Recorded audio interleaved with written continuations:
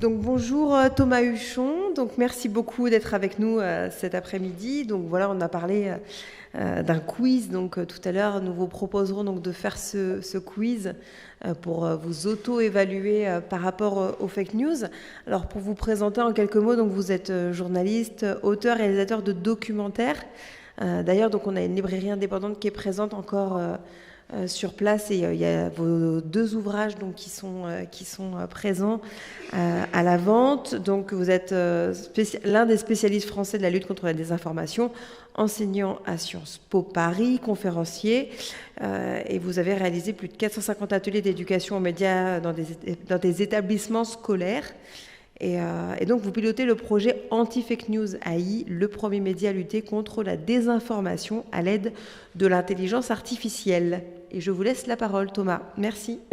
Eh ben, écoutez, merci beaucoup. Merci à l'ESJ Lille, pionnière, dans l'éducation aux médias depuis de très nombreuses années, de continuer à poursuivre ce nécessaire travail, peut-être qui n'a jamais été aussi nécessaire, peut-être qu'il n'a jamais été aussi important, et peut-être aussi qu'il n'a jamais été aussi difficile. Je me permets en introduction de vous féliciter tous au sein de l'ESJ Lille pour la manière dont vous avez embrassé ce combat, qui est, je pèse mes mots en parlant de combat, parce que effectivement les fake news sont devenus un péril démocratique. Alors, de temps en temps, je laisse le point d'interrogation à cette question. De temps en temps, je mets un point d'exclamation. Ça dépend un peu de mon humeur. Mais la réalité, c'est que aujourd'hui, tout le monde s'accorde, y compris les complotistes d'ailleurs, à considérer que les fake news sont devenus un péril pour la démocratie. La seule chose qui nous différencie encore, c'est que pour nous, les fake news, c'est eux, et pour eux, les fake news, c'est nous. Je voudrais vous poser une première question avant de commencer. Avant cette question de définition, j'ai décidé de rajouter une petite question. Est-ce que vous avez déjà vu des bébés pigeons? Non, c'est vrai. Non. Des quoi? Bébés pigeons. Des bébés pigeons? C'est normal. Non, mais c'est vrai qu'on ne voit pas. Parce que les bébés pigeons, ça n'existe pas. Ah oui, d'accord. Parce que les pigeons, c'est pas vrai. C'était au premier degré, d'accord. Entre 1945 et 1957, 7 milliards d'oiseaux ont été massacrés par la CIA pour être remplacés par des drones de surveillance. Ces drones de surveillance étant des modèles de pigeons adultes, vous ne pouvez pas avoir de bébés pigeons. Ça n'existe pas. Vous êtes déjà demandé pourquoi est-ce que quand un pigeon se posait sur une ligne électrique, il ne se passait rien, alors que quand c'est une chauve-souris, elle brûle instantanément? Parce que c'est des drones de surveillance et que c'est comme ça qu'ils se rechargent. Cette idée est complètement dingue. Moi, c'est ma théorie du complot préférée. Ah ouais, on a connu Birds are not real. Les oiseaux, c'est pas vrai. Ça a été inventé par un jeune mec en 2018 qui s'appelle Peter McKindow. Peter McKindow, c'est un mec qui a beaucoup d'humour et qui avait décidé de se moquer des électeurs de Trump qui croyaient vraiment n'importe quoi. Qu'est-ce qui s'est passé à votre avis? La même chose qui se passe toujours avec les mensonges. Il y a toujours quelqu'un qui finit par y croire. Une personne, des dizaines de personnes, des centaines de personnes, des milliers de personnes, des dizaines de milliers, des centaines de milliers ont adhéré à cette idée qui défendait le fait que les oiseaux n'étaient pas vrais. Ils ont organisé des manifestations aux États-Unis dans lesquelles on criait « Les pigeons, c'est pas vrai, les corbeaux, c'est du faux ». Ce qui a poussé Peter McKindow à révéler le poteau rose dans une très longue interview au New York Times dans laquelle il a expliqué tout ça. Effectivement, c'est ça notre réalité aujourd'hui. Un truc dans lequel, quand on nous dit que les oiseaux, c'est pas vrai, il y a des gens qui y croient. On peut passer à la première slide, effectivement. Je voudrais vous interpeller sur un truc. Ici, en fait, notre principal problème, c'était pas tout d'abord un problème de définition. Mal nommer un problème, c'est la certitude de jamais arriver à le résoudre.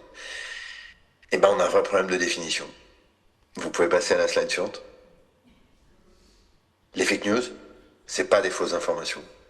Et les fausses informations, c'est pas des fake news. Le problème, c'est qu'on parle très mal l'anglais. Est-ce qu'il y a des gens qui parlent anglais dans la salle? Oui, oui. Ouais. Est-ce que l'une de ces personnes qui parle anglais pourrait traduire en français le terme de fake news? Fake news en français. Fausse nouvelle. Fausse nouvelle, super. Fausse info, ouais. On pourrait aller sur Infox, le terme inventé par l'Académie française. Pour une fois, ils ont servi à quelque chose. Parce que celui-là, Donald Trump ne va pas nous le piquer et le réinterpréter. Mais si je vous demandais peut-être de traduire fausse nouvelle, eh ben oui, il y a des Québécois aujourd'hui. Oui. Ils parlent super bien anglais, ils sont pas cons comme des Français, les Québécois. Ils sont très intelligents, ils parlent d'autres langues, ils sont pas imbus de l'eux-mêmes complètement comme des Français. Je vous adore, les Québécois. Euh, Bah oui, oui. Réciproquement. Bah, si je vous demande de me traduire en anglais fausse information, est-ce que vous allez me dire fake news ou est-ce que vous allez utiliser un autre terme? False. Bah ouais, on dirait false ou wrong. False.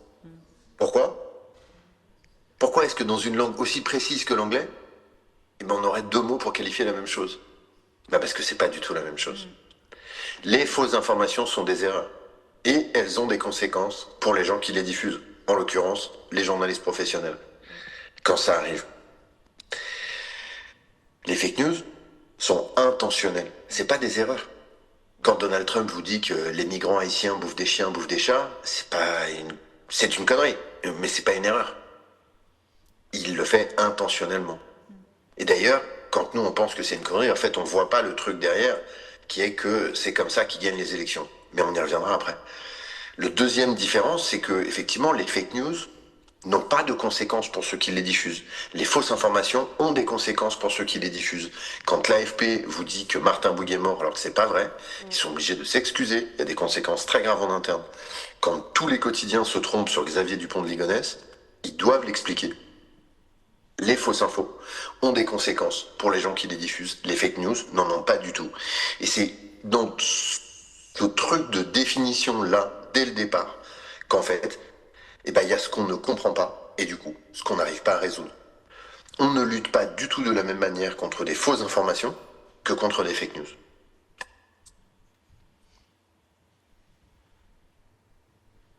Un petit cas pratique, histoire de comprendre un peu l'influence des fake news sur la société américaine. Sur la société et en particulier la société américaine. Les chiffres que j'ai récupérés avec l'agence Brandwatch qui fait du social listening, donc on écoute les réseaux sociaux pour savoir comment se fabrique l'opinion. En moyenne, un Américain a vu passer 300 fake news au cours des 100 derniers jours durant la campagne électorale.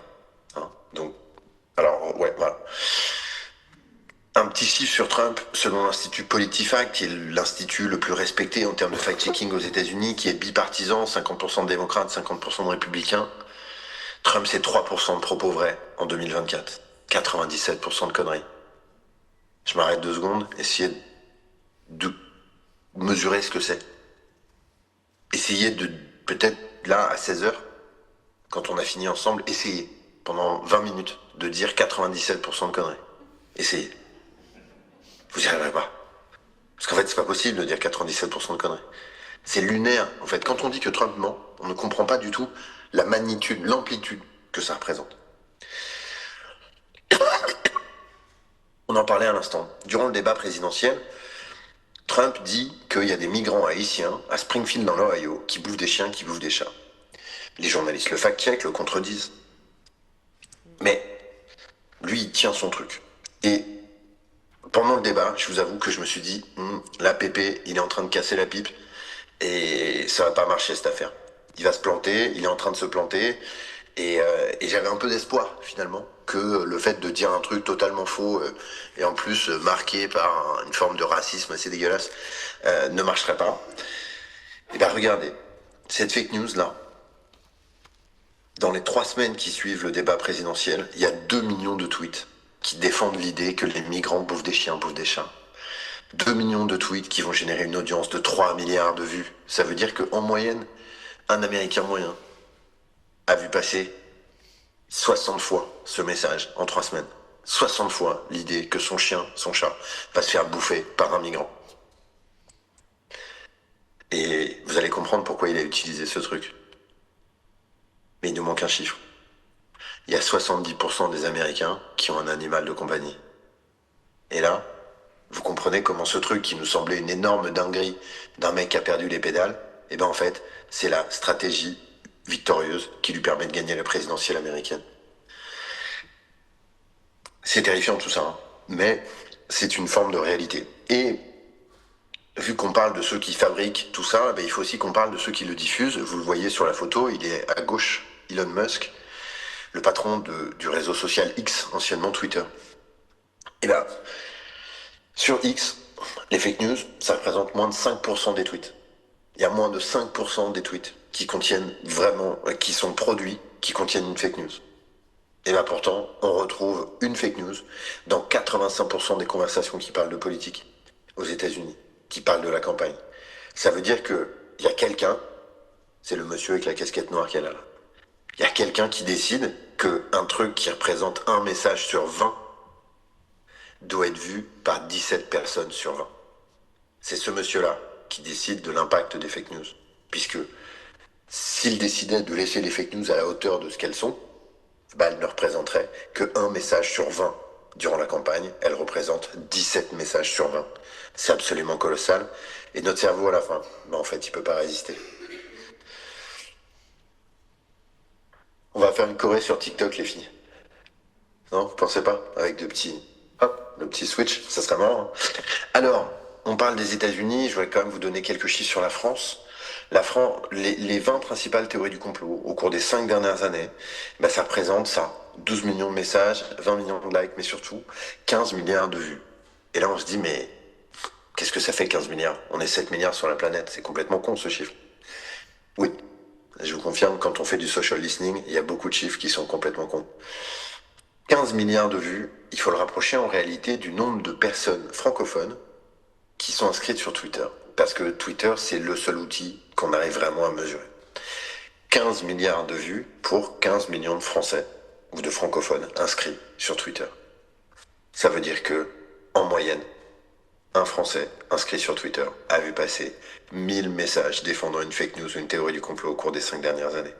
Et c'est là qu'on comprend le basculement, notamment de gens qu'on connaît, de gens qui étaient nos proches, qui sont devenus des conspis et avec qui c'est devenu quasiment impossible de discuter. Et c'est parce que le truc des nuls,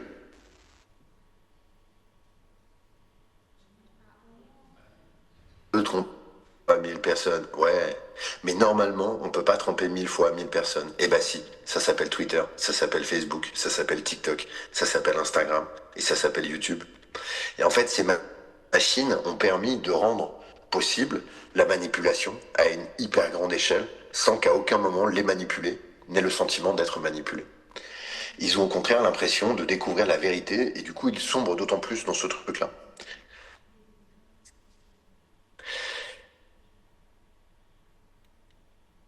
Yes, merci les filles.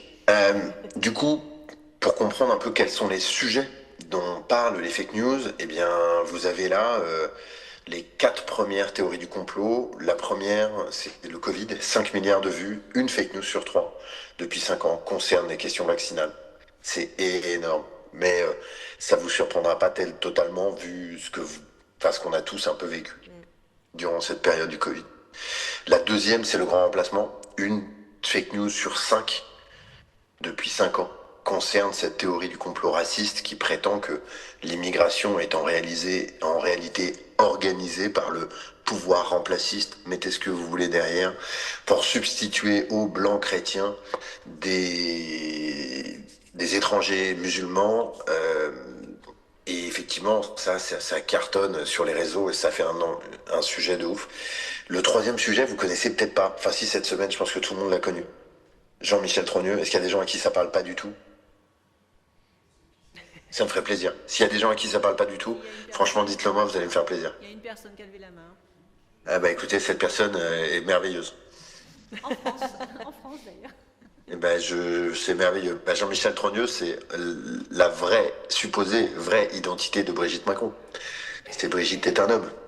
Et c'est cette histoire qui a fait, non pas en 5 ans, elle rentre pas dans le top en 5 ans, elle rentre dans le top en 3 mois. Janvier, février, mars 2025, 1 milliard de vues pour l'histoire de Brigitte est un homme. Et c'est pour ça qu'on vous a mis la thèse Quanon en 4 et qu'on a voulu la rajouter parce qu'en fait, si on comprend pas que la 4e théorie du complot la plus partagée en France sont ceux qui défendent l'idéologie Quanon, qui est donc le mouvement politique américain qui a soutenu l'accession au pouvoir de Donald Trump. Les Quanon, c'est ceux qui postulent le fait qu'il existe une secte de pédophiles satanistes qui gouverne le monde en secret. Et c'est là que l'affaire Jean-Michel Trogneux devient extrêmement importante, parce qu'en fait, l'affaire Brigitte est un homme, c'est la révélation mondiale du fait que les Quanon avaient raison. Parce que si Jean-Michel Trogneux est un homme qui a couché avec un jeune garçon, Emmanuel Macron, et ben c'est de la pédophilie. Et donc Emmanuel Macron protège un pédophile, et donc il protège tous les pédophiles. Et là, vous dites que votre après-midi a basculé, la mienne aussi. J'en ai marre de raconter ces conneries, en fait, je vous le dis. Prononcer ces mots, à un moment, je pense que ça m'abîme un peu moi-même, oui.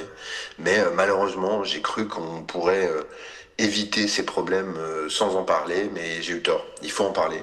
On aurait dû en parler plus tôt. On aurait dû déconstruire ces mensonges beaucoup plus tôt. Et il va falloir le faire de manière beaucoup plus virulente. C'est aussi pour ça que on est passé de anti-fake news, mon bouquin de 2022, à résister aux fake news en 2025, parce que ça y est, il faut combattre, et en fait il faut résister. On n'a plus vraiment d'autres possibilités que de faire ça. On va essayer d'avancer un peu vite sur la suite. Effectivement, je vous ai mis ce personnage parce que je trouve que c'est assez emblématique de l'impact des fake news sur notre réalité. C'est donc le ministre de la Santé aux États-Unis, la première démocratie du monde. Il défend donc l'idée que les vaccins provoquent l'autisme. Il participe à des manifestations contre le Covid, mais celle-là, je ne sais pas si vous l'aviez, il refuse de boire de l'eau du robinet, parce que l'eau du robinet, ça rend homosexuel. Et ouais, les copains, vous saviez pas? Eh ben, je suis ravi de vous l'apprendre, de vous apprendre que on peut éviter, avec un petit filtre, de devenir homo en buvant de l'eau du robinet aux États-Unis. Mais vous voyez, ce mec-là est ministre de la Santé aujourd'hui. On est donc dans ce truc-là maintenant, dans un truc qui est complètement dingue et sur lequel on va essayer maintenant de réfléchir un peu comment est-ce qu'on trouve des solutions, maintenant qu'on a fait ce constat un petit peu déprimant et dramatique. Comment on en est arrivé là? C'est la nouvelle donne informationnelle, c'est la nouvelle manière de s'informer. Effectivement, c'est deux phénomènes qui s'agrègent. L'infobésité, donc le fait qu'on est confronté en permanence à de plus en plus d'informations qui sont de plus en plus difficiles à vérifier, qui sont de plus en plus difficiles à absorber, et qu'en fait, en vrai, on n'en peut plus, on subit la fatigue informationnelle, et la fatigue informationnelle, c'est terrible, parce qu'en fait, ça crée la brèche pour l'adhésion aux fake news. Comme on est fatigué, qu'on est saoulé, qu'on n'en peut plus, et en réalité, on tombe un peu bêtement dans un certain nombre de pièges, et ça ouvre la porte pour ce deuxième phénomène qui est l'infodémie. L'infodémie, c'est un terme inventé par l'Organisation mondiale de la santé, l'OMS, durant la pandémie. C'est le moment où les fake news deviennent aussi dangereuses que les virus dont elles parlent. Et là, ces deux phénomènes s'agrègent et ils créent donc l'ère de la post-vérité. L'ère de la post-vérité, c'est pas tant l'ère du moment où il y a que des mensonges et hier il y avait que de la vérité. Non, c'est qu'en réalité, la vérité n'existe plus. J'ai été très mal à l'aise avec cette idée pendant assez longtemps, parce qu'en réalité, c'est pas la vérité qui n'existe plus. La vérité n'a jamais existé. En tout cas, comme une notion globale qu'on partagerait tous, ça n'a jamais existé. Mais c'est pas grave, parce que finalement, on a tous nos vérités. Ce qui nous permettait de vivre ensemble en ayant tous des vérités différentes, c'est qu'on avait le même point de départ. Et en fait, c'est ça ce qui change aujourd'hui. La post-vérité, c'est pas quand on ne partage plus la fin de la réflexion, c'est quand on partage plus le point de départ qui permet d'avoir la discussion. Et en réalité, c'est ça le vrai piège des réseaux sociaux. C'est pas tant la circulation des fake news que le fait qu'ils nous maintiennent dans des états émotionnels, enfermés dans des bulles de croyances, avec des gens qui croient la même chose que nous. Et à la fin, on ne supporte plus les autres. Le problème des fake news, c'est pas tant le mensonge que la... Alors attendez, là vous êtes en train de vivre la séquence. C'était quoi? C'est un mec de la BBC en Asie du Sud-Est. Ah, le petit Achille. Attendez, je vous abandonne 15 secondes, je remets la vidéo et je reviens.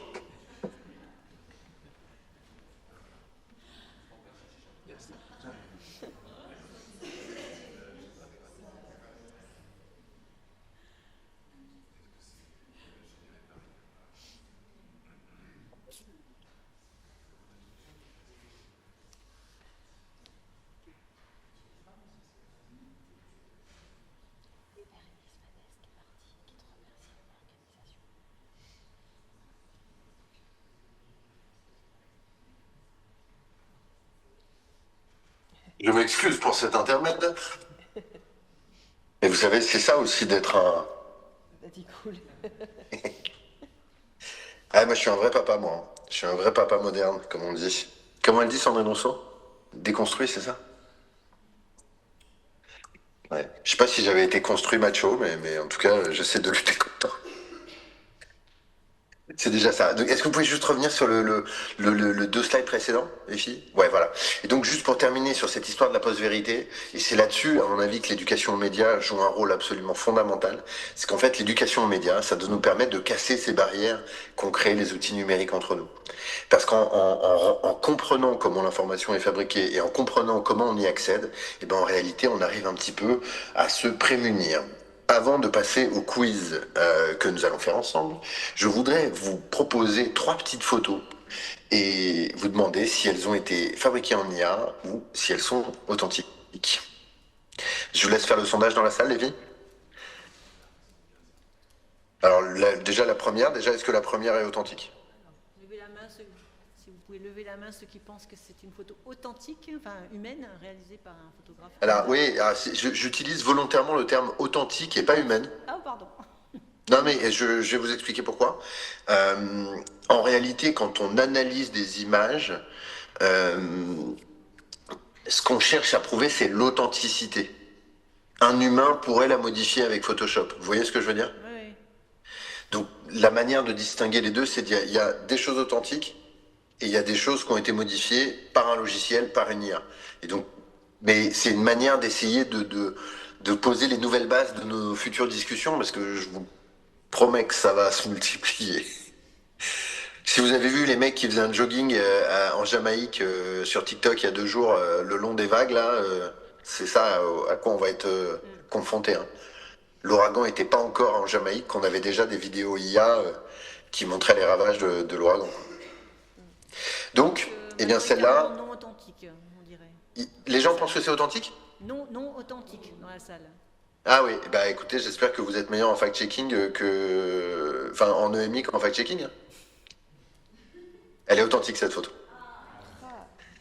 Alors pourquoi vous êtes fait avoir? Déjà parce que c'est moi qui vous pose la question, donc vous dites ce petit bâtard, il va essayer de nous niquer, on va pas se laisser faire. Première étape. La deuxième étape, c'est que cette photo, même si elle est authentique, elle est bizarre. En fait, il y a une concentration de policiers beaucoup trop importante dans un endroit où il n'y a pas de perspective. Il se trouve que l'immense majorité des photos de manifestations où il y a beaucoup de policiers, il y a de la perspective. Là, il n'y a pas de perspective et ça nous semble super bizarre. Le troisième truc, c'est qu'effectivement, on voit des visages, mais on les voit pas très bien et c'est lié à un défaut chromatique, donc un défaut de la photo. Mais si on regarde un petit peu les panneaux au fond des rues, ils sont vraiment français, ils ont l'air sérieux. On arrive même à lire qu'il s'agit de la rue Richelieu, on lit même qu'il s'agit du Conseil constitutionnel. Les uniformes sont des vrais uniformes, les lettres présentes à certains endroits sur les uniformes sont fiables et bien représentées. Et en réalité, cette photo, elle nous semble bizarre, mais elle est réelle. Et elle nous semble d'autant plus bizarre qu'on sait qu'il existe la possibilité en IA de fabriquer des trucs. C'est le problème de l'IA et du faux, c'est que ça nous fait aussi douter du vrai et que ça nous aide pas beaucoup dans ce chemin-là. Celle-ci, est-ce qu'elle est authentique ou est-ce qu'elle est fabriquée en IA? Levez la main ceux qui pensent qu'elle est authentique. Bon, on est un peu plus nombreux, les gens à peu près moitié de salle. Alors celle-là, c'est quoi le surnom de Joe Biden? Sleepy Joe. Sleepy Joe. Mais est-ce que quelqu'un a une petite idée de la salle où est prise cette photo? L'ONU, on nous dit. Ouais, c'est la salle du Conseil de sécurité des Nations Unies. Donc ça veut dire que s'il tape un petit roupillon là, Joe, en face de lui, il y a Xi Jinping et Vladimir Poutine. Vous pensez qu'il dort? Non. Cette photo, elle est fake. Et elle est fake, mais elle nous donne envie d'y croire parce qu'elle colle à un narratif. Joe Biden est trop vieux et il s'endort partout. Là, en fait, en gros, la première photo, on était un peu en 2023, il faut compter les doigts. Celle-ci, on est en 2024, il faut regarder les flous. Ceux qui savent un petit peu manier un appareil photo ou une caméra dans la salle le sauront. Si vous avez un flou aussi prononcé derrière Biden et devant Biden, ça veut dire que vous utilisez un appareil photo avec une focale qui a une très faible profondeur de champ. Qu'est-ce que ça veut dire? Ça veut dire que la zone de netteté est très réduite. Donc, vous pouvez pas avoir en même temps la netteté sur la main droite de Joe Biden et sur son visage parce que sa main droite est positionnée un peu avant et que ça doit faire 25 cm. Alors que, vu la qualité du flou, la zone de netteté, elle est même pas au-delà de 10 cm. Mais là, vous voyez que pour arriver à savoir ça, bah, c'est plus du tout des compétences basiques d'observation de photo. Il faut avoir fait de la photo, il faut connaître les notions de profondeur de champ, il faut connaître les notions de gestion du flou et tout. Donc c'est plus du tout le même travail. On va regarder la dernière. Alors, qu'est-ce qu'on en pense? Alors, qui pense qu'elle est authentique? Après, ils ont rajouté ça. Vas-y, viens là, toi. Tu fais pas ton dodo, toi? On a- Allez, mets-toi dans mon lit. Ouais, tu vas faire ton dodo dans mon lit? Non? Tu vas faire ton dodo dans ton lit? Si, tu viens dans mon lit. Attendez, j'ai la deuxième. Le deuxième effet qui se coule.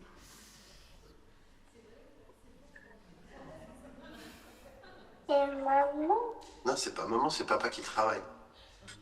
Là, tu Essaye. vas tu vas pas manger là. Gentiment, comme une gentille fille. Si, si. Si, si. Ah, bah.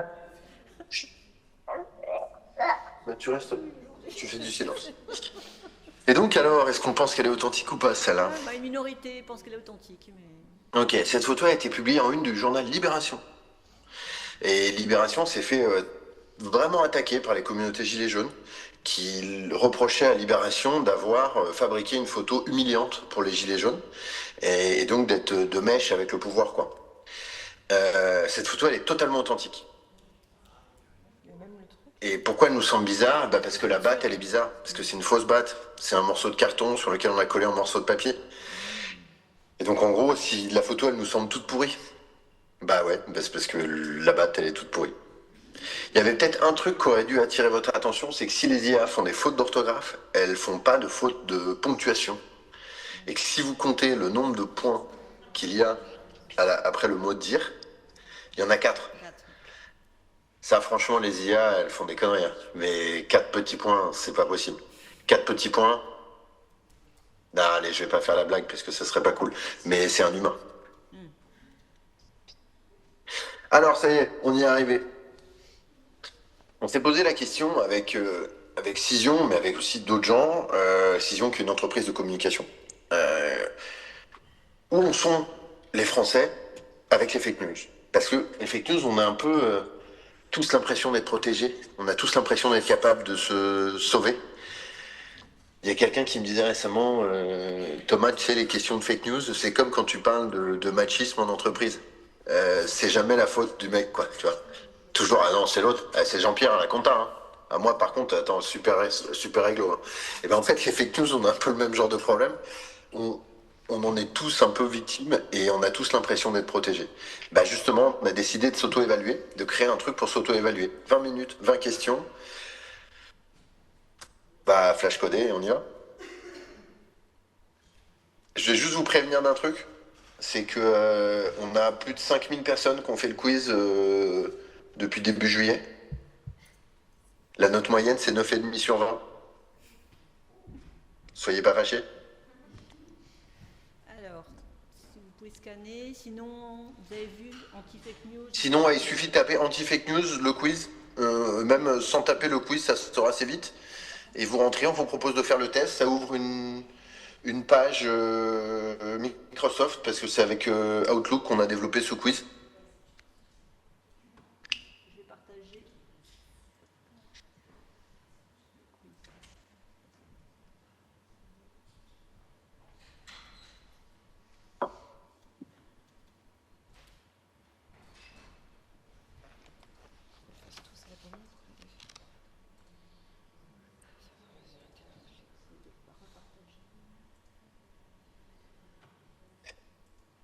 Alors, on part sur la première question? C'est bon pour vous? Tu le lances? Oui. Allez, on démarre. Tac, ouais, allez-y, cliquez sur suivant. Je précise qu'à la fin, on va vous demander votre email. Non pas pour vous envoyer votre note, mais pour vous envoyer un lien vers une formation offerte d'1 heure et demie sur les fake news avec le vrai Thomas Huchon et son avatar numérique qui, sur 4 sujets, 4 grandes parties, essaiera de vous guider dans la jungle informationnelle et de vous permettre de mieux vous protéger. Alors, quand le cerveau nous joue des tours, première question, qu'est-ce qu'un biais cognitif? Vous avez 4 réponses. Quand il y a plusieurs réponses qui sont possibles, c'est précisé systématiquement. Donc, qu'est-ce qu'un biais cognitif? Alors, si vous répondez à l'écran devant tout le monde, c'est peut-être pas une très bonne idée, Laurence et Audrey. Peut-être que vous pourrez le faire toute seule. Et surtout, vous allez avoir l'air chouma si vous n'avez pas une bonne note, les filles, à la fin. Bon, bah, du coup, je ne pas. Moi perso, je le fais pas devant les gens. J'ai trop peur de me planter, d'avoir l'air d'un C'est con. vrai que c'est un risque. Pardon, je m'excuse par avance de ces petits mots. Effectivement, quand on parle de secte pédophile toute la journée, finalement, con, ça semble un mot vachement sympa. Du coup, là, vous voyez à nouveau le support de présentation. Ouais, mais en fait, vous pouvez avancer dans les questions sans y répondre. Juste les Ah oui, C'est ça ce que je vous propose, Ah, ok. si ça vous va. Alors, Comme ça, on permet de le suivre. Donc, question numéro 2. Hop, on aurait donc, attendez que je le prenne moi. Pourquoi la désinformation est-elle un fléau difficile à combattre? Et là, vous avez plusieurs réponses potentielles.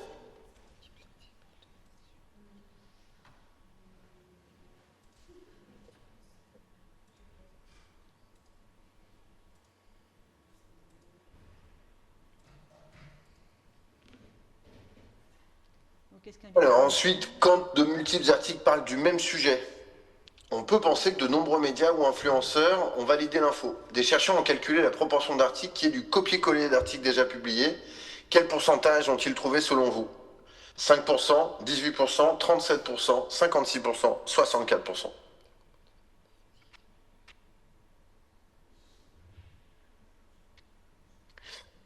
Et enfin, pour terminer la partie... non, pardon. Avant-dernière question dans les biais cognitifs. Que signifie biais de confirmation?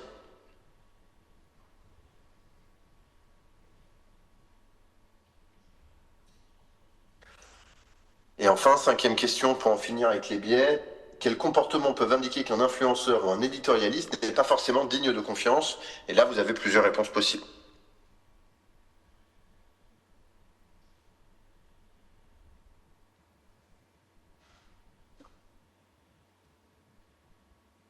Alors, vous pouvez cliquer sur suivant, les filles? Voilà. Les algorithmes. Alors, comment fonctionnent les algorithmes des réseaux sociaux? Une ou plusieurs réponses.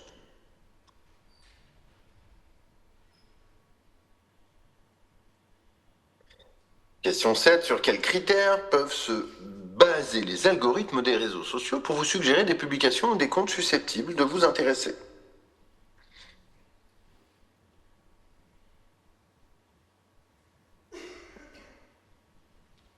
Numéro 8. Quelles pratiques des influenceurs sur les réseaux sociaux peuvent mettre à mal la fiabilité des informations diffusées? Là aussi, vous avez plusieurs réponses potentielles.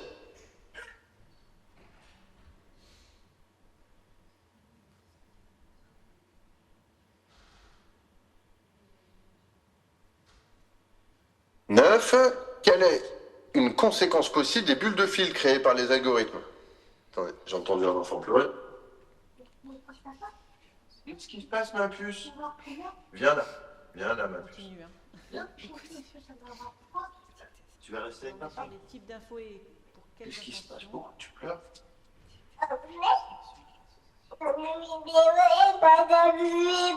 Bah oui, il faut pas regarder la vidéo, ma puce, t'es trop petite, c'est pour ça qu'on te met à la sieste. Qu'est-ce qu'elle a dit? Ouais, son frère qui regarde sa vidéo, dis-le. Elles sont bonnes, ça ne nous intéresse pas. Tu restes avec nous? Non. Tu restes avec papa? Non. Tu veux ton lit? Non. Tu veux voir ton tranquille? Oh oui, bah, il n'y avait pas la bonne. C'est chaud en confiance, le monde. Je suis en train de charger, je suis en confiance. Allez, j'ai juste la calme de Je vue. vais vu, mais. Il faut qu'on tombe. Va voir tonton. Viens, non, viens. Allez voir tonton. Grand-mère. Si, il va aller voir tonton. Allez, hop. Je sais pas comment vous avez fait les femmes pendant toutes ces années. Je pose sincèrement la question. On avance parce qu'après, il y a des personnes. Oui, je sais bien, je suis désolé, je sais pas du tout comment vous avez fait tous ces siècles pour tenir, je sais pas, mais bravo. Donc on est En tout cas, quand on, On est un peu obligé de reconnaître tout ça quand même à un moment, hein. Même quand des gens de très mauvaise foi seraient obligés de le reconnaître. Alors donc, question 15, excusez-moi, je reprends le fil. Quelle phrase devrait éveiller votre méfiance quant à la crédibilité des propos de ceux qui les tiennent?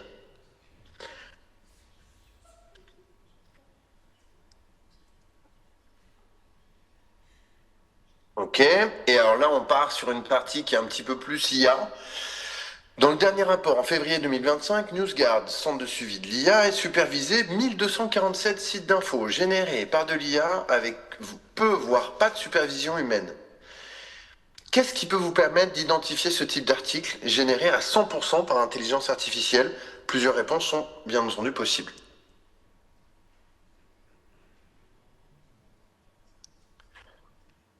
Alors, cette question 17, elle est assez intéressante. Je pense qu'elle va tous, on a tous un peu à un moment ou à un autre cherché à faire ça. Comment est-ce qu'on peut identifier un faux profil sur les réseaux sociaux?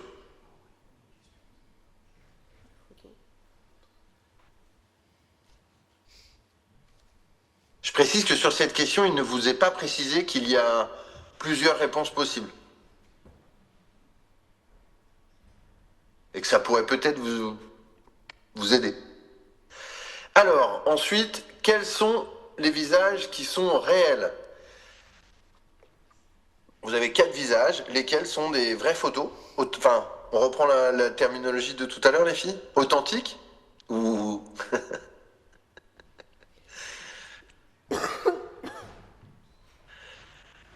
Voilà.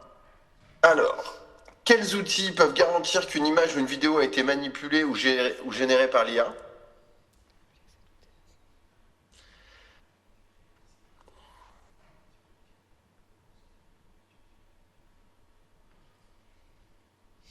Et alors, 20e question, comment peut-on repérer un deepfake vidéo?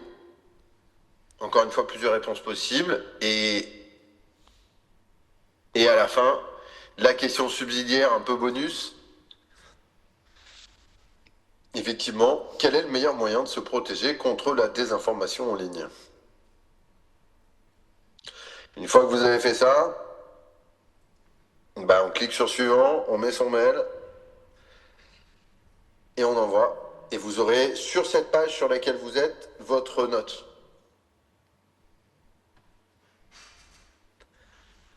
Ouais, je suis dégoûté de ne pas voir vos têtes là.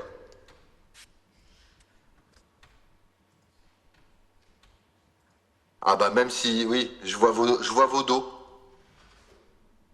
Je vois un peu, ouais, je vous vois de dos. Oui, parce que la caméra principale. Bah oui, oui, la caméra est en haut. Donc je ne peux pas savoir quels sont... Si vous avez vraiment l'air très fâché après moi ou pas.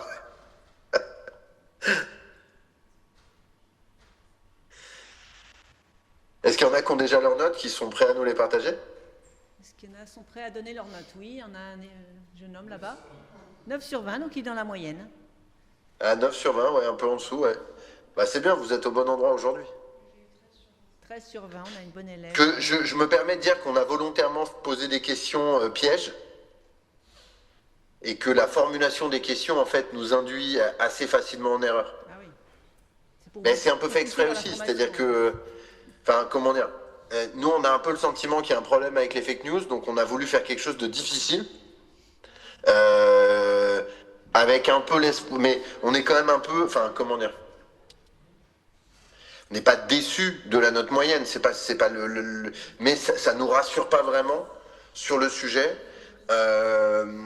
Et ça nous amène en fait à une petite réflexion que je voudrais porter avec vous dans les quelques minutes qui me restent. Ah oui, c'est que on imagine toujours que l'éducation aux médias et les fake news, ça concerne que les jeunes. Il y a un peu cette idée-là, qu'en gros les jeunes sont responsables, enfin seraient responsables à la fois des fake news et puis croiraient beaucoup plus aux fake news. Sur l'adhésion, j'en suis pas certain, mais je suis certain que si les vieux voyaient autant de fake news que les jeunes, le monde aurait déjà basculé. Le problème que nous, ce qu'on a mesuré sur ces 15 milliards de vues du complotisme depuis 5 ans, c'est que les moins de 25 ans représentent que 12% des partages. 88% des fake news que vous avez vu passer depuis 5 ans, elles ont été diffusées par des gens de plus de 25 ans qui sont persuadés d'être capables de vérifier une info. Et moi, c'est là que j'ai un problème. Parce que, d'une certaine manière, les gosses, on les voit à l'école, et l'école fait un travail remarquable sur ces sujets, certainement pas assez bien, qu'on peut tout améliorer, tout faire mieux et tout, oui, c'est sûr. Mais il y a quand même des choses qui se passent. Et donc, moi, mon vrai enjeu, c'est pas seulement les jeunes qui voteront demain, c'est ceux qui vont voter dans un an. Et je vous le dis, ceux-là, ils me paniquent complètement. Et donc je crois qu'on a un enjeu autour du sujet de l'EMI, mais au-delà de ça, dans la société française dans son ensemble, à recréer des ponts entre les générations pour qu'on se parle de ces sujets-là. Parce que à la fois, il faut former votre petit cousin à comprendre qu'il y a des algorithmes, qu'il y a des bulles de filtre, il y a des trucs vrais, il y a des trucs faux, machin, mais il faut pas oublier Tata Conspi et tonton antivax. Hein. Parce que le vrai truc aujourd'hui, ça va être eux.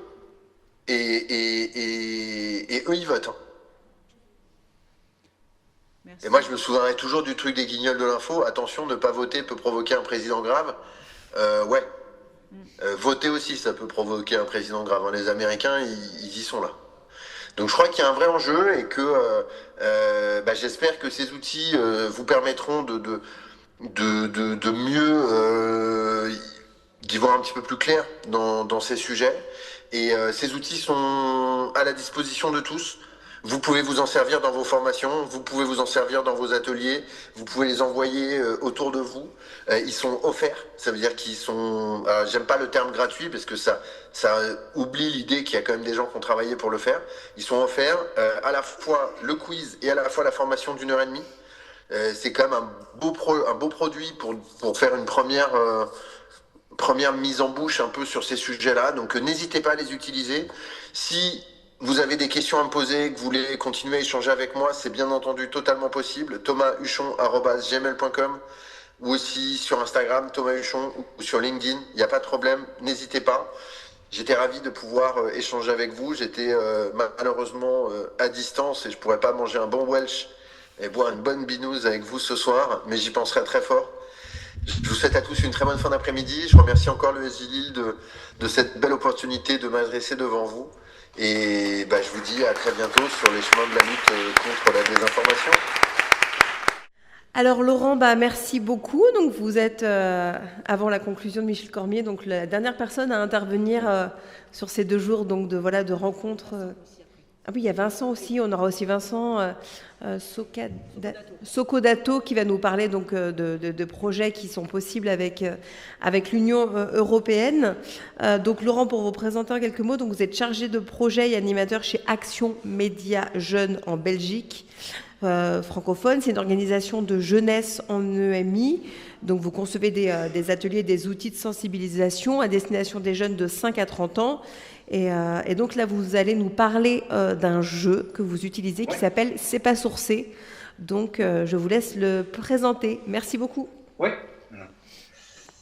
Et donc voilà, un grand merci en tout cas pour l'invitation.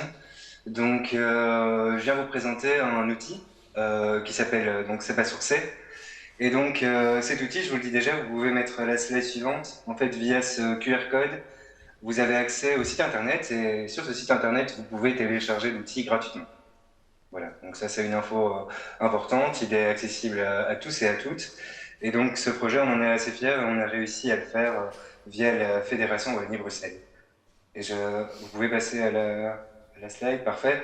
Et donc c'est quoi cet outil? C'est un jeu de rôle pour les 12 ans et plus qui invite les jeunes à se mettre dans la peau de journalistes.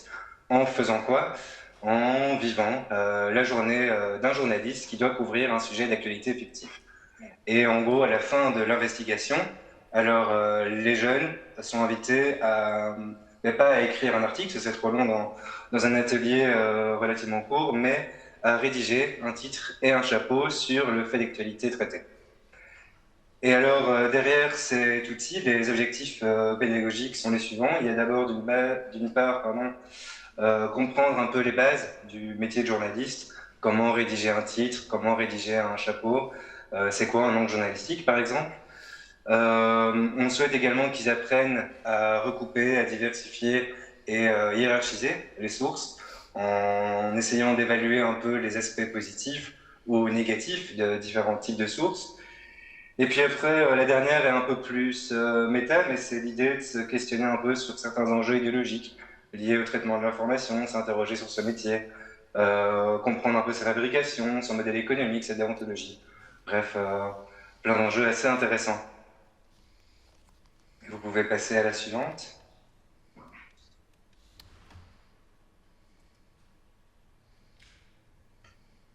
Mais concrètement, comment ça se déroule? C'est pas sourcé, ça a été pensé pour durer 100 minutes.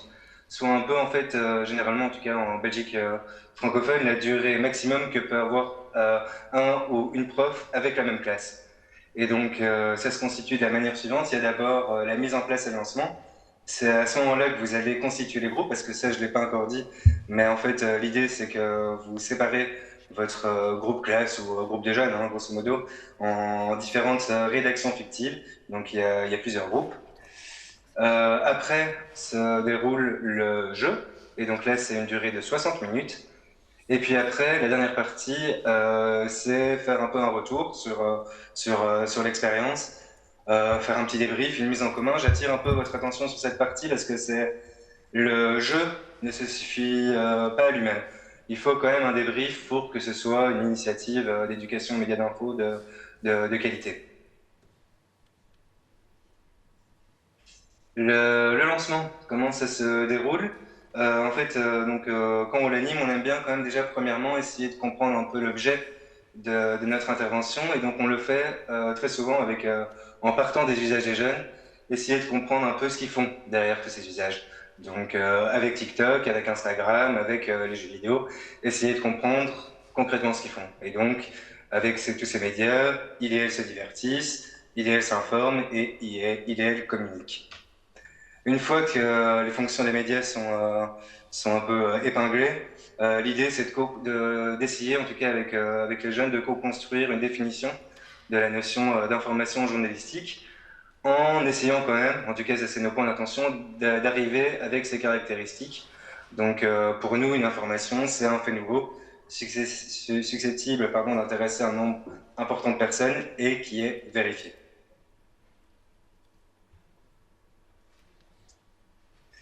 Alors malheureusement, là on va pas évidemment en 10 minutes pouvoir tester le jeu, mais en guise de teasing, je vous partage juste la manière dont on lance le jeu. Donc généralement quand je l'anime, je commence comme ça face aux jeunes. Ce matin, c'est l'effervescence dans les locaux des différentes gazettes locales de la commune. En effet, la veille, il s'est passé quelque chose d'inhabituel à l'école du Ruisseau. Plusieurs élèves ont dû quitter l'école en cours de journée car ils et elles étaient malades. Sur les réseaux sociaux, les habitants et habitantes de la commune ne parlent que de ça et la rumeur enfle.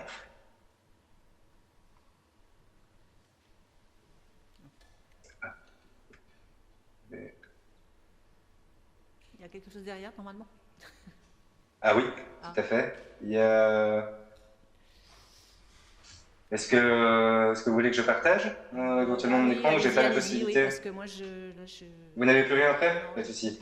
Alors juste un petit instant technique, je vais rouvrir... je vais tenter de rouvrir mes slides.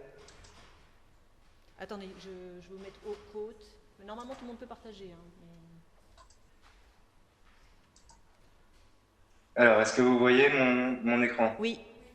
Ok, merci. top. Vous pouvez mettre en grand écran si c'est possible. Là, c'est bien en plein écran chez vous? C'est bien, c'est bien. Ah ok, top. Voilà. Donc on était ici, hop, je passe à la suite. Donc une fois le lancement annoncé, on présente aux jeunes les différentes sources qui vont un peu guider et rythmer tout le jeu. Vous le voyez, il y a quand même pas mal de sources, il y en a 24. Durant la partie, les jeunes n'ont pas accès à toutes les sources. En fait, pendant la partie, ils vont devoir opérer des choix. Et donc, pour ce faire, voilà, c'est un peu l'idée qu'un peu comme un journaliste qui, dans sa journée, quand il couvre un sujet, il ne veut pas avoir accès à toutes les sources, mais là, dans le jeu de rôle, c'est pareil. Et donc, pendant la partie, ils vont devoir hiérarchiser et opérer des choix entre toutes ces sources. La partie se fait. À la fin, donc, après toute l'investigation, on invite les jeunes à écrire le titre et le chapeau. Et donc on passe à la mise en commun.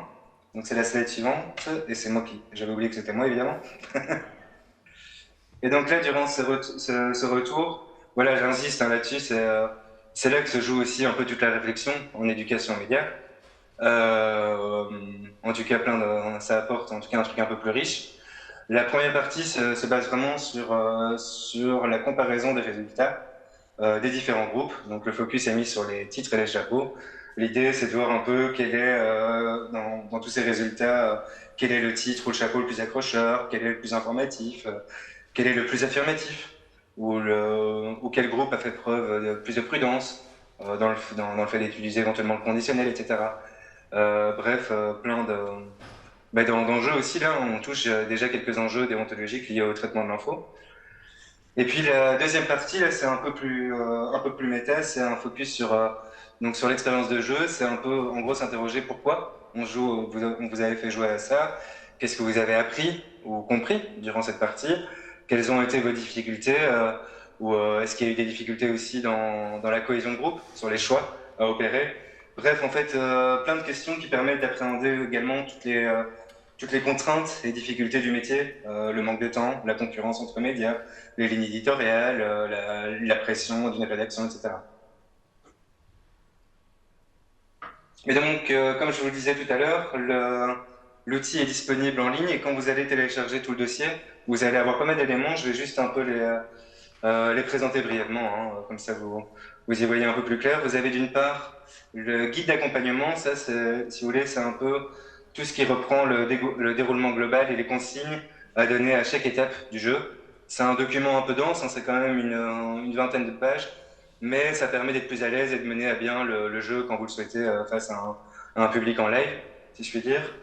Vous avez également un livret de narration qui reprend toutes les interventions de narration pour mettre les jeunes en situation durant chaque étape. Un autre document là, pour le meneur ou la meneuse de jeu, c'est le déroulement de l'investigation journalistique. Là, si vous voulez, c'est un peu le pense-bête, si je puis dire, qui vous sauve en live. Ça vous donne toutes les étapes clés et tout le timing, sans devoir lire le guide d'accompagnement. C'est un peu la bouée de secours, quoi, si vous voulez. Donc ça, c'est pour les éléments du meneur ou de la meneuse de jeu. Après, vous avez tous les éléments pour les différents groupes. Vous avez le dépliant récapitulatif des sources. Donc là, c'est ce que je vous présentais tout à l'heure. Hein, c'est en gros l'endroit où il est juste noté l'intitulé des 24 sources. Vous avez également les jetons. Il y en a 12 par équipe. Et donc là, c'est en fait ce qu'ils vont devoir dépenser pour avoir accès aux différentes sources durant la partie. Vous avez des calepins, et là ces calepins c'est un peu le pense-bête pour les participants. C'est en gros tout ce qui peut les aider durant l'enquête. C'est des infos sur par exemple les 5 W de l'information qui permet de compléter au fur et à mesure de la partie. Vous avez une explication sur un titre journalistique, sur un chapeau journalistique, sur un angle, sur plein d'éléments qui peuvent les aider en tout cas pour leur production finale. Vous avez des phares de sources également. Donc ça, généralement, en fait, là, c'est le recueil où se trouve l'entièreté des sources. On fait confiance aux jeunes en se disant qu'ils ne vont pas tricher. Bon, malheureusement, parfois, c'est pas toujours le cas, mais bon, on a une sorte de pacte de confiance avec eux. Et là-dedans, en fait, ils peuvent aller choisir les sources qui ont été sélectionnées par leur groupe. Et alors, si vous avez un public un peu plus averti, si je puis dire, à l'éducation aux médias d'info, vous avez la possibilité d'ajouter une ligne éditoriale. Et donc là, on en a imaginé un peu 5 différentes. Et alors, si vous voulez prolonger un peu le plaisir, si je puis dire, vous avez plein d'activités complémentaires sur le site internet. Donc ça vous permet un peu d'améliorer ou compléter le débrief que vous faites après la partie. Vous avez par exemple toute une activité autour de l'info et des réseaux sociaux et son influence, grosso modo, sur sur l'économie journalistique actuelle.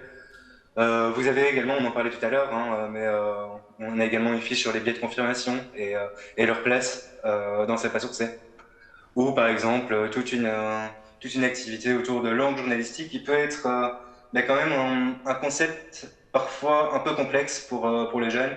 Et donc on a imaginé une petite activité en partant voilà, d'un sujet d'actu qui peut faire écho à leur pratique médiatique ou culturelle. Voilà, on arrive à comprendre un peu plus facilement, si je puis dire, cette notion. Voilà, ben merci en tout cas pour votre écoute. J'espère que je n'ai pas été trop long. Voilà, n'hésitez pas du coup à télécharger cet outil et je suis disponible pour répondre à toute éventuelle question. Merci. Merci beaucoup, Laurent. Avec plaisir. Avant de passer la parole à Vincent Socodato sur les appels à projets européens, est-ce qu'il y a une ou deux questions rapides ou est-ce qu'on peut enchaîner? Merci. Au revoir. Alors Vincent Socodato, est-ce que vous nous entendez? Vincent Socodato, comme vous pouvez lire, donc il travaille à Relais Culture Europe, qui est l'association portée par le ministère de la Culture qui accompagne les porteurs de projets pour les appels à projets européens transsectoriels, les Europe Créative, qui ont soutenu plusieurs projets ici. Et les nouveaux appels à projets se sont lancés en ce moment, donc c'était l'occasion de vous en parler. Il y a des webinaires, des présentations en ce moment qui ont lieu, auxquels vous pouvez vous inscrire. Oui, bonjour à toutes, bonjour à tous. Merci à vous de cette opportunité de présenter très rapidement en fait les appels à projets européens qui peuvent concerner effectivement directement des acteurs de l'éducation média d'information. Alors j'ai essayé de tout condenser sur une petite slide. Je sais que le temps est très condensé. Excusez-nous du retard d'ailleurs, mais voilà, on a fait au mieux. Pas de souci. Avec les contenus très riches. Merci beaucoup de cette opportunité. Donc voilà, effectivement, je travaille au Relais Culture Europe, qui est le point de contact national d'un programme de l'Union européenne qui s'appelle Europe Créative. Et donc dans ce programme, qui est dédié au secteur culturel, audiovisuel et depuis 2021 également aux acteurs des médias d'information et de l'éducation aux médias d'information, il y a notamment cet appel transsectoriel News Media Literacy, et qui a pour objectif principal de soutenir la coopération européenne entre experts de l'éducation aux médias d'information. Donc c'est un appel là qui permet justement de fédérer, d'associer, de mettre en relation des experts de différents pays. Donc pour entrer dans le cadre de l'appel, il faut se réunir au minimum entre trois structures de 3 pays européens différents, pays européens qui participent au programme Europe Créative.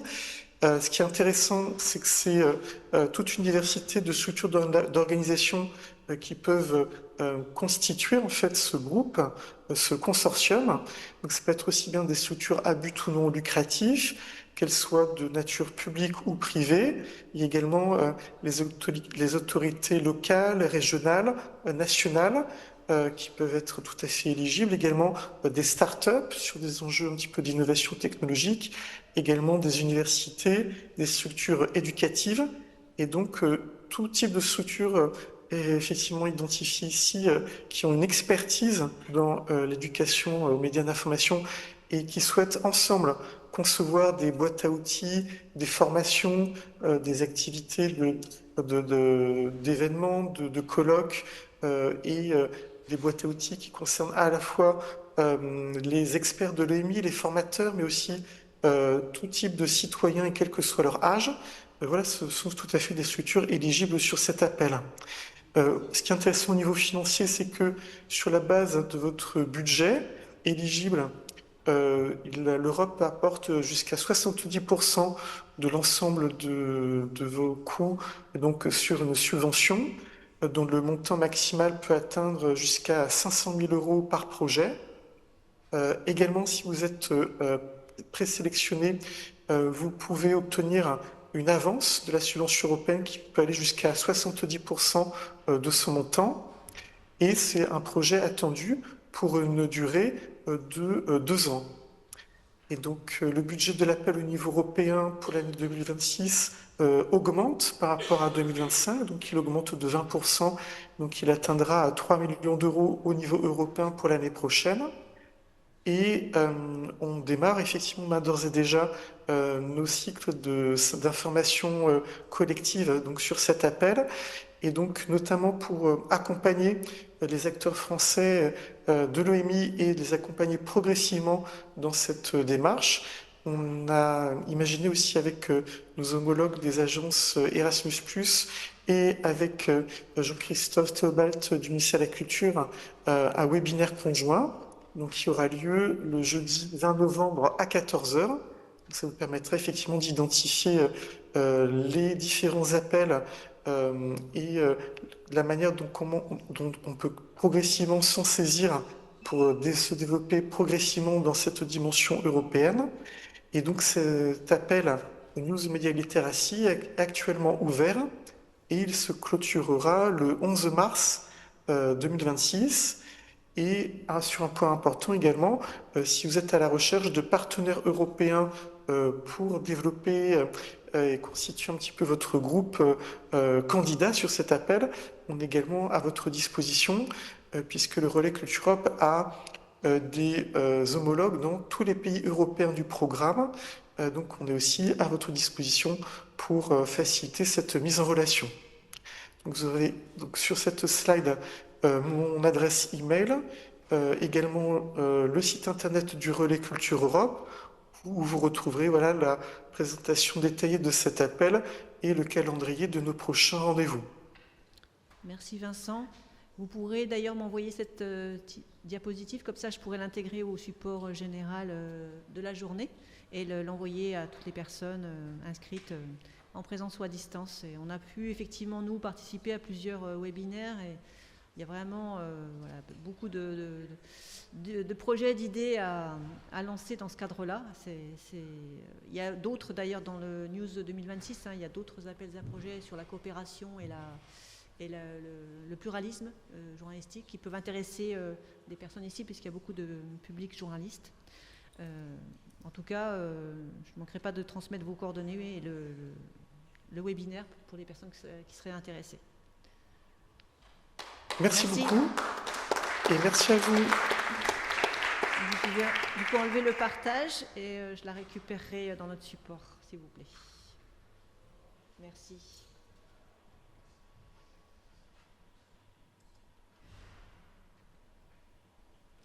On passe à la synthèse avec Monsieur Cormier, Michel Cormier, qui était déjà notre synthétiseur hier. Synthétiseur.